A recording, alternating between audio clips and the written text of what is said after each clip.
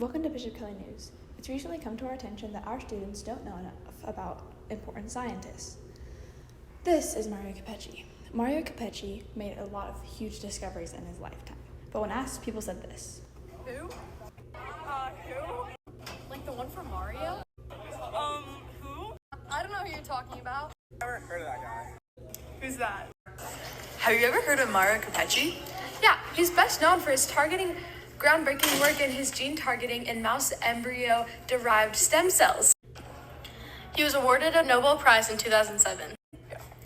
In the early 1800s, Mario Capecchi discovered that sections of DNA that had been inserted into the cell nuclei of mammals could be incorporated into the cell's genome. At 4.5 years old during World War II, his mother was sent to a concentration camp.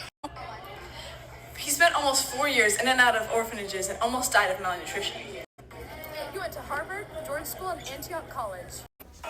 He is currently a distinguished professor of human genetics and biology at the University of Utah School of Medicine. Mario Capecchi discovered gene targeting. You might be wondering, why is this even important?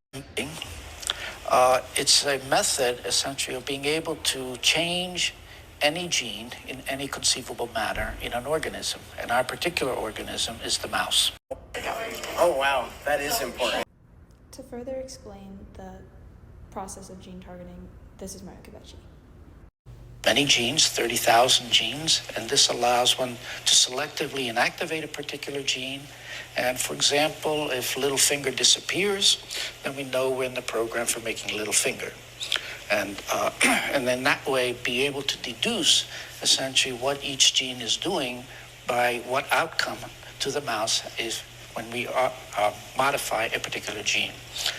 So how is this done? These experiments actually started back in the 1970s.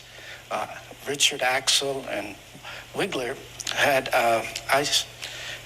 shown essentially if you make a precipitate of DNA and put them on top of cells, the cells eat the DNA, and then a certain amount of it would then go into the genome and be functional. For example, if a cell is thymidine kinase minus, this is an enzyme that's required for thymidine uptake. So if that gene isn't there, they can supply it exogenously, and they add and make it precipitate, give it to the cells, and about 1 in a million cells actually then acquires this gene in functional forms and becomes thymidine kinase positive.